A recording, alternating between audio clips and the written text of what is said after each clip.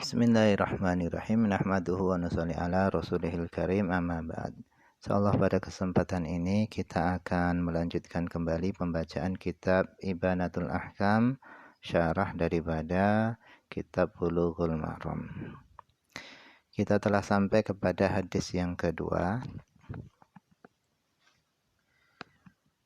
Wa an Abi Hurairah, dan daripada Abi Hurairah radhiyallahu anhu, anna Rasulullah sallallahu alaihi wasallam qala, bahasanya Rasulullah sallallahu alaihi wasallam beliau bersabda, walladzi nafsi biyadihi, demi zat yang jiwaku berada di dalam kekuasaannya, laqad hamamtu, sungguh aku ingin, kata Nabi, an amura, aku ingin, aku memerintahkan, bihatobin, supaya didatangkan kayu bakar, fayuh tatoba, kemudian kayu bakar tadi itu dikumpulkan.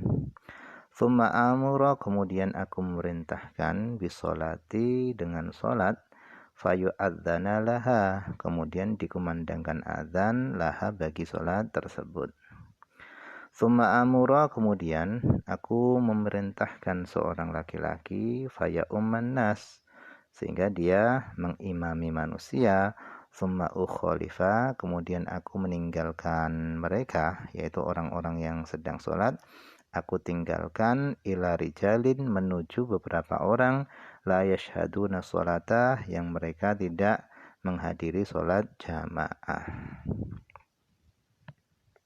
Fa'uharriqu alaihim, kemudian aku akan membakar, alaihim, atas mereka, buyutahum, aku akan membakar rumah-rumah mereka.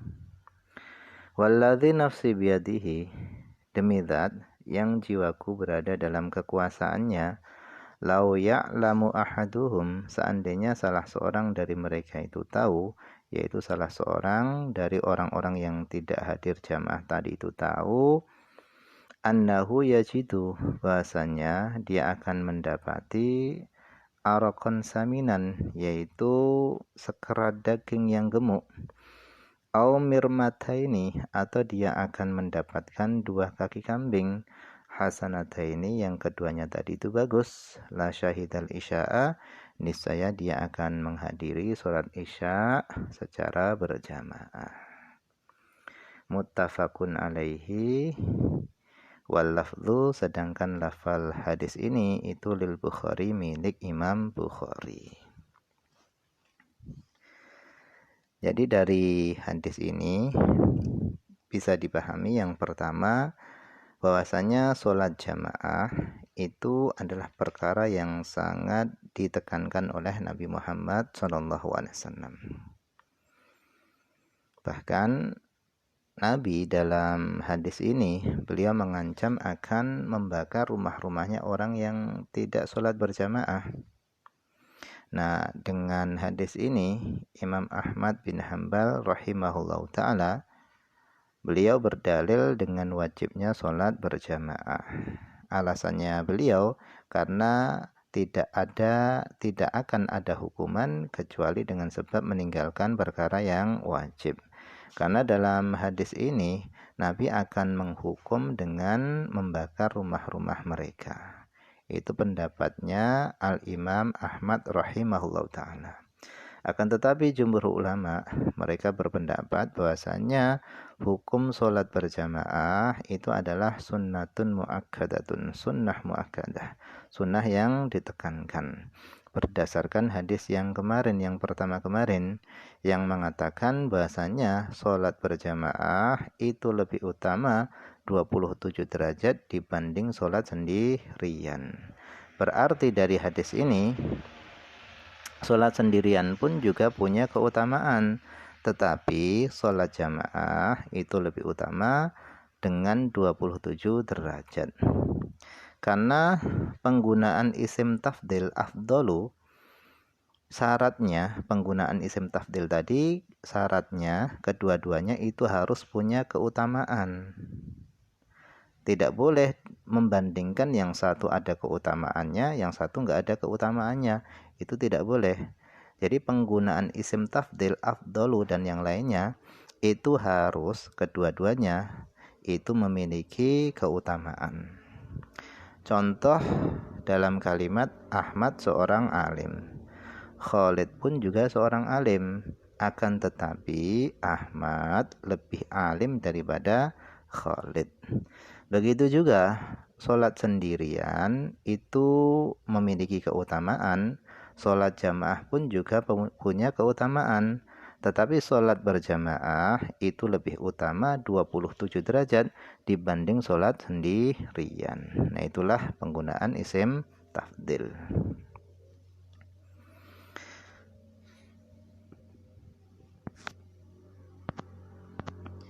Nah, sekarang kita akan masuk kepada al-maknal ijmaliyuh, yaitu makna global yang terkandung dalam hadis ini.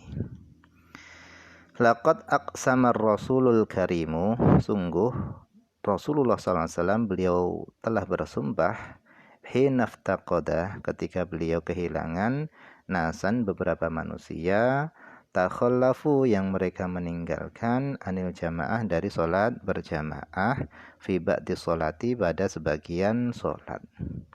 Annahu hamma, bahasanya beliau ingin ayyaf ala, Nabi ingin melakukan amrun aziman, perkara yang besar, liyu'aqibahum, untuk menghukum mereka, yaitu orang-orang yang tidak sholat jamaah tadi, ala dzalika takhalluf, atas meninggalkannya tadi, an huduril jamaah, dari menghadiri jamaah. Wadzalika, hal itu, perkara yang akan dilakukan Nabi tadi, itu adalah ayat murabihatabin, Nabi memerintahkan supaya didatangkan kayu bakar, fayujma'u, kemudian kayu bakar tadi itu dikumpulkan. Tsumma ya'murah, kemudian Nabi memerintahkan rajulan, seorang, faya umman nas, kemudian dia menjadi imam manusia, maka nahu, untuk menggantikan posisi Nabi. Tsumma yukhalifu, kemudian Nabi meninggalkan al-mustaghilin, orang-orang yang sibuk bisolati, dengan solat, qasidan, hal keadaan Nabi menuju ilaha ulair rijal, yaitu menuju mereka laki-laki tadi, yaitu orang-orang yang meninggalkan solat jamaah tadi. Alladzina takhallafu, yaitu orang-orang yang meninggalkan jamaah. Supaya apa? Untuk apa Nabi mendatangi mereka? Liyuharriqu alaihim, untuk Nabi membakar ke atas mereka, membakar buyutahum, rumah-rumah mereka, dibakar binnari, dengan api. Uqubatan, sebagai hukuman, ala lahum, bagi mereka, ala soni'ihim, atas perbuatan mereka, yaitu meninggalkan sholat jamaah. Wa tanbihan, dan untuk mengingatkan, ala idhami sya'nil jamaah, untuk mengingatkan atas besarnya perkara jamaah. Tsumma karraral qasama, kemudian Nabi mengulangi sumpah beliau, isy'aran, supaya untuk memberikan isyarah, bi annaha ulail mutakhallifin, dengan bahasanya mereka orang-orang yang tidak datang sholat jamaah tadi, lahammalahum, bahasanya tidak ada keinginan bagi mereka, siwa umuri dunyahum, kecuali urusan-urusan keduniaan mereka. Falau alim ahaduhum, seandainya salah seorang dari mereka itu tahu, yaitu orang-orang yang tidak jamaah tadi itu tahu, annahu yajidu nasiban dunyawiyan, bahasanya dia akan mendapatkan bagian keduniaan, la syahida sholatan, niscaya dia akan hadir solat berjamaah. Kenapa hadir? Hirson, karena rakus, karena tamak, ala dzalikal gharadi dunyawiyyi, karena rakus, karena tamak terhadap benda dunia tadi. Wala yahduruha, dan dia tidak akan datang kepada sholat jamaah, lima, karena apa? Laha, yang ada pada sholat jamaah tadi, min mathubatil akhirah, dari pahala akhirat, wa naimiha, dan daripada kenikmatan akhirat. Jadi hasrat, keinginan orang yang tidak hadir sholat jamaah tadi itu tidak ada lain kecuali hanya menginginkan benda dunia saja. Wa fi dzalika, dan di dalam hal itu tidak ada keinginan mereka kecuali keduniaan. Di dalam hal itu ablaghu dzammi, itu ada celaan yang sangat liha ulail mutakhallifin, bagi mereka yang tidak hadir sholat jamaah, biwasfihim, yaitu dengan mereka disifati bil hirsi, dengan rakus atau tamak, ala syai'il hakir, rakus atau tamak terhadap sesuatu yang rendah atau yang hina, ma'at tafrid, bersama teledor, fima, pada sesuatu, yahsuluna alaihi, yang mereka akan mendapatkan, min rafi'id darajat, dari tingginya derajat-derajat, wa manazilil karamat, dan dari posisi-posisi atau kedudukan-kedudukan yang mulia di sisi Allah. Dengan apa? Dengan menghadiri sholat jamaah. Wallahu a'lam. Ini saja dulu yang bisa dibaca pada kesempatan ini. Semoga ada manfaatnya.